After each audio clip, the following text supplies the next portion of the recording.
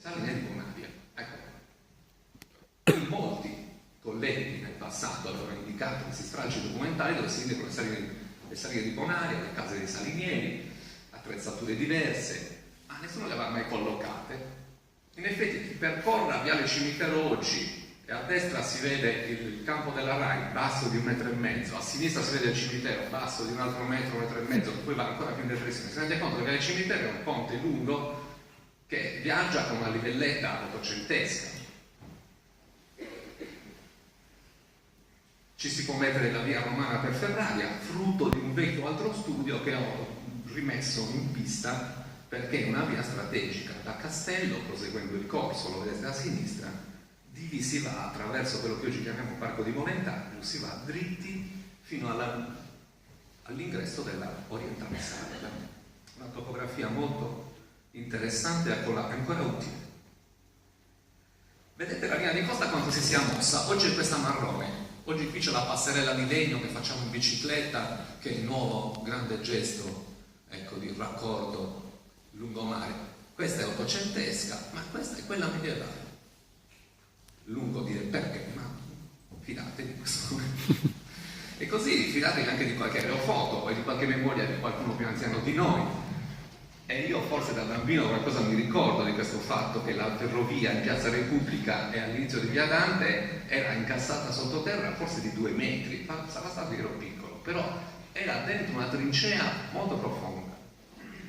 A parer mio, erede di questo confluvio, perché a destra e a sinistra tutto il bacino idrografico verso Castello e dall'altro verso Monti Urbino scendono lì e seguono esattamente la linea ferroviaria.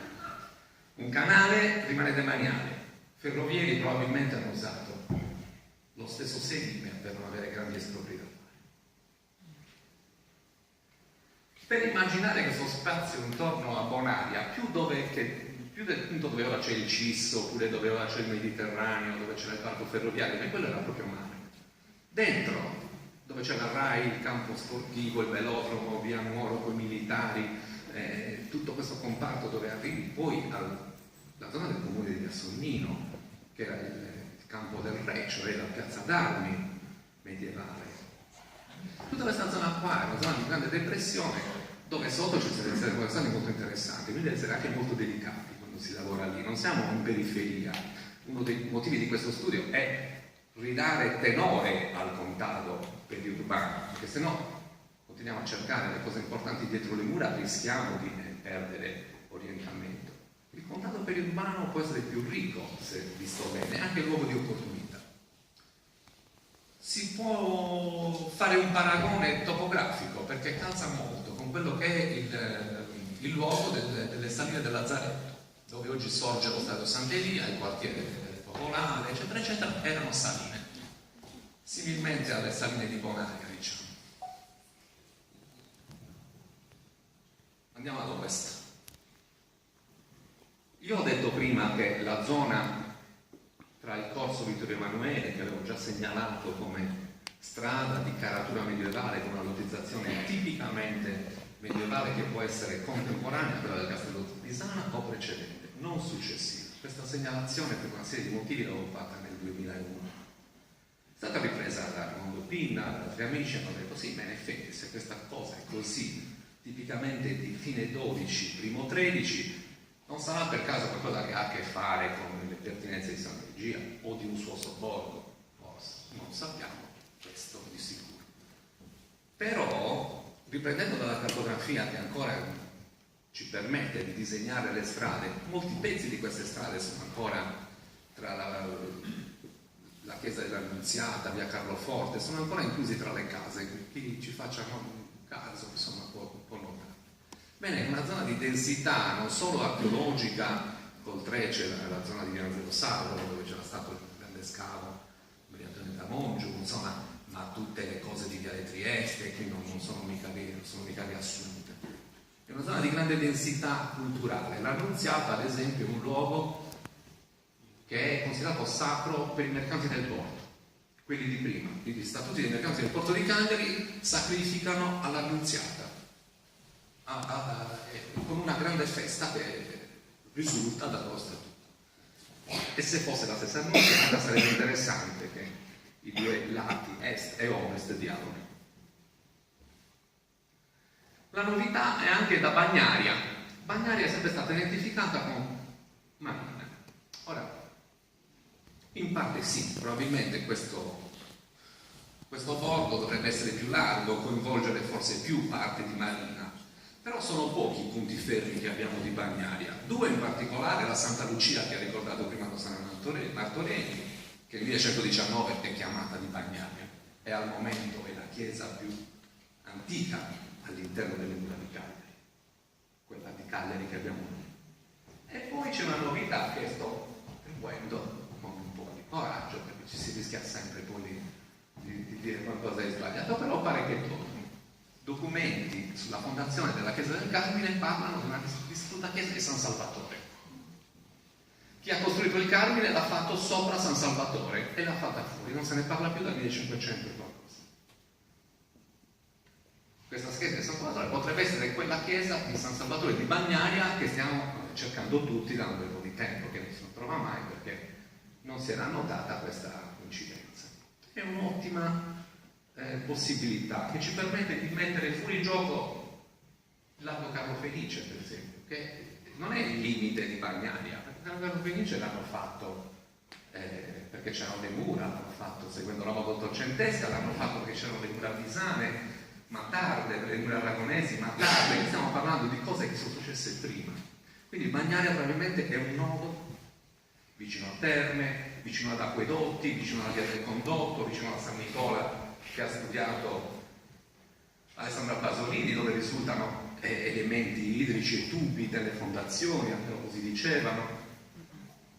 Un luogo che non è qui segnato, che deve essere vicinissimo, che si chiama Turris Longas. C'è una zona di torri dove c'erano ovviamente delle difese. Ecco che con tutte queste cose che tiriamo via perché bisogna anche correre, la topografia generale si distende in un modo diverso. Castello è lì, tratteggiato perché sarà fatto lì, però in linea di massima dobbiamo riconsiderare San Pietro come qualcosa di interessante, con le sue saline. San Paolo è questa, davanti al Siotto. Dobbiamo considerare Bagnaria come un luogo particolarmente aperto verso Piazza del Carmine, tanto da includerla. Dobbiamo riconsiderare tutta la catena di chiesette numerate qui, di cui si abbraccia o prima del 1215 o immediatamente dopo, a livello di pochissimi anni. Quindi è una zona ricca di monumentalità e di dediche cristiane. Dediche cristiane che si riversano tutte entro il quartiere di Stampace, che è il quartiere di gran lunga più ricco di chiese della città. È il luogo della concentrazione religiosa, e se dentro Stampace c'è un San Paolo e San Paolo non c'è più dall'altra parte, si può ragionare come in altri luoghi è stato fatto, se gli abitanti di Sant'Egia, è vero, secondo la vulgata documentaria dotta, insomma, che sono andati a finire a Stampace per stare in pace e smetterla di fare i faziosi, ospitati in Stampace, allora si sono portati dentro i santi. È un tipo di cosa che nel 200 si fa tipicamente in tutte le città nuove europee. Si portano dentro popoli che vengono dentro con i loro santi, hanno una loro strada, una loro chiesa e stanno in pace, se ne stanno tranquilli lì. Stampace è grande concentrato, stratificatissimo, perché si va fino a cose che ancorano indietro la storia cagliaritana. Santa Maria del Porto. San Salvatore non ne ho parlato prima, di San Michele per esempio col suo ruolo speciale, specialissimo, ne aveva parlato con tanto trasporto Letizia Pagliarmini, la grande maestra di chi studia il Medioevo in Sardegna, che diceva occhio al suo significato limitaneo, come diceva lei, gustos civitatis, cioè il santo con la spada che diceva qui si entra nel territorio nostro. Ma in che senso? Da questa parte o da quell'altra parte? È il limite di cosa San Michele? Se è vero che nel corso ci sono così tante attività, ci sono tracce a palabanda del cimitero degli ebrei, ma come in campagna i cimiteri degli ebrei non ci sono mai. I cimiteri degli ebrei sono sempre in città, gli ebrei stanno in città e stanno con i cimiteri vicinissimi. non possono stare troppo lontani. Vicino a cosa era il cimitero di Palabanda? Ricordato sempre poi da Cecilia Casa con i suoi studi sulla comunità ebraica.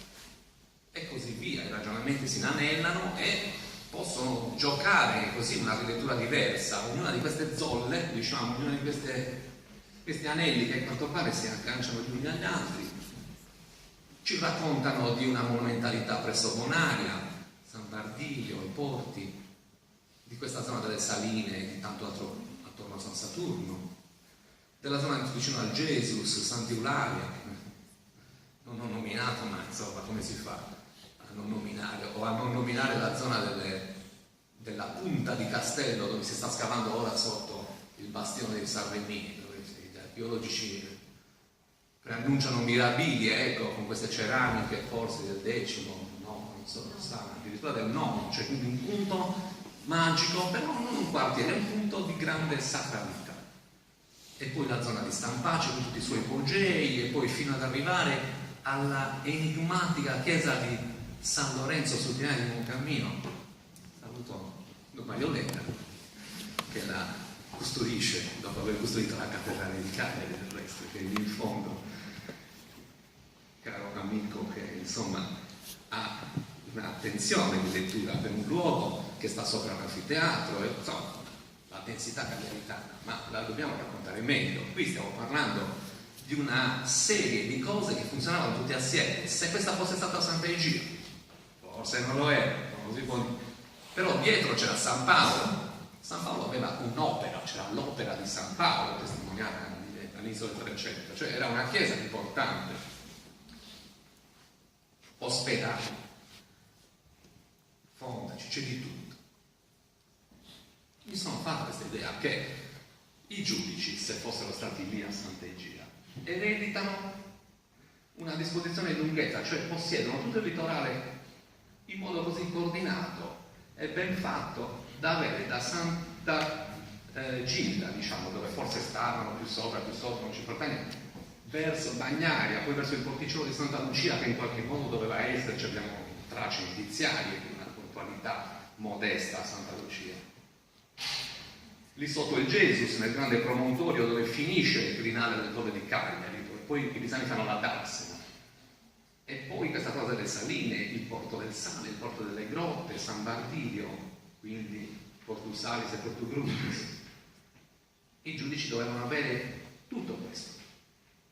Il territorio è giudicato, cioè dobbiamo entrare in questo ordine di idee, che non c'è Sant'Egia negli stagni per sfuggire agli arabi che se ne sono andati chissà dove, può darsi, o più vicino o più lontano, non mi interessa, ma tutto questo sistema di dediche religiose, di portualità, di fondaci mercantili, di strade curvilinee che sono nei tracciati tipicamente da XI-XII secolo, ma che insomma non entriamo nella dimostrazione di questa frase, fanno parte di Sant'Egia e dei suoi sobborghi. E questa linearità di controllo di tutta la costa io credo che sia ereditata direttamente dalla città romana. La città romana di Carades, che si diceva disposta in lunghezza lungo la costa, e questa disposizione in lunghezza, questo tenditur longum Carades, eccetera eccetera, per undas, è una delle altre grandi cose commentate che i giudici in qualche modo avranno sul piano dell'organizzazione territoriale ereditato. Io penso che su questo sistema territoriale i giudici abbiano basato una dualità, come accennava prima Fra, che aveva accolto questo suggerimento dal mio studio, una zona di casa urbana civile in un'area che forse è la Sant'Egia che cerchiamo, non sappiamo esattamente dov'è, è un'area militare e commerciale, di porti, e i porti del sale, i porti dei grossi interessi dei fondaci dei pisani eccetera vanno difesi, è una zona militare. I romani benissimo si attagliano a questa descrizione che sto facendo con una di quelle che alcuni storici chiamano le città doppie, cioè la città civile, elegante da una parte, poi abbastanza lontana, la città della legione, dei fondaci, o comunque dei magazzini, delle canabè, come si dice, cioè dei luoghi dove stanno i mercanti, dove stanno gli amici dei legionari, perché la legione che difende la città non abita dentro la città, abita ben fuori, quindi la città si distende in molti casi se il porto è lontano dall'area civile. Se è vero che il foro è in Piazza del Carmine, potrebbe essere quindi riconosciuto un ambito portuale mercantile proprio nell'area di Bonaria. Un'area di Bonaria che rimane prestigiosa nei secoli, a quanto pare, e dove forse c'era un castrum alla fine dei conti, cioè uno di quegli apprestamenti di residenza militare o un vicus, come la letteratura di studio urbanistica romana indica, cioè un luogo difeso anche nella tarda antichità, dove rimane qualcosa di forte e poi a un certo punto diventa sede di altre cose, come ad esempio San Saturno e le sue pertinenze. Quindi il porto caralitano, ottimo punto, l'area di Sant'Egidio, ottimo punto, tutte queste cose coordinate presso i giudici. Ecco, finisce il sogno nel 1215. I pisani capiscono benissimo qual è la forza territoriale del giudice, cioè avere un golfo tutto nelle sue mani. Si mettono a Castello, si potevano mettere a Monte Urbino, per dire la verità, che non potevano scegliersi un altro posto. A Castello ci si mettono perché tranciano in due l'unità territoriale del giudicato di Cagliari e inizia così la fine del giudicato di Cagliari, la grande crisi post Guglielmo di Massa, a un anno dalla sua morte, occupando il castello e scendendo con due brami murari subito al mare, cosa testimoniata dai documenti. È chiaro che si trancia così bene il litorale che l'eventuale abitante di Sant'Egidio, che fosse il Dio, che fosse là, non c'è importanza, però deve fare tutto il giro, passare da dietro la collina, da Esmirrione praticamente, perché tutto il crinale è sotto il controllo di un esercito. Questa cosa ci fa capire quanto è importante il punto di Bonaria. Chi è lì dà scappo a tutti. Non si passa, se c'è la flotta lì non vai oltre, certamente non vai serenamente verso Sant'Egidio. E il porto di sotto Bonaria è quello che continua a funzionare ancora nel primo 300, quando i pisani ancora vi risiedono, hanno ancora le loro gru. La pola cosiddetta è la gru. La pola è una gru. E abbiamo adesso proprio ultra sufficiente per mostrare questo. E ce n'era una in costruzione proprio sotto Bonaria, una lapola in costruzione, fatta smontando poi i legni di due navi, smontano e fanno una lapola, cioè una gru moderna per poter scaricare le merci. Chi ha questo ha un porto. Prima che si facciano le palizzate, protetto in acque interne.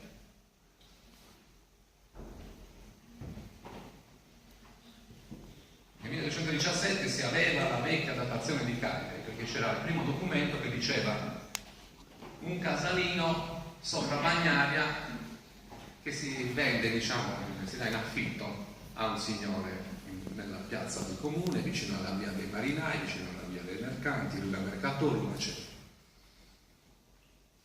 Questa serie di nomi, a parte il discorso del casalino che ho spostato fortunosamente anni fa verso quello che si chiama lotto edificabile in termini urbanistici, cioè dotato di una caratura urbanistica, si può edificare un certo tanto in un casalino per piano di lottizzazione, come noi chiamiamo tra architetti e ingegneri.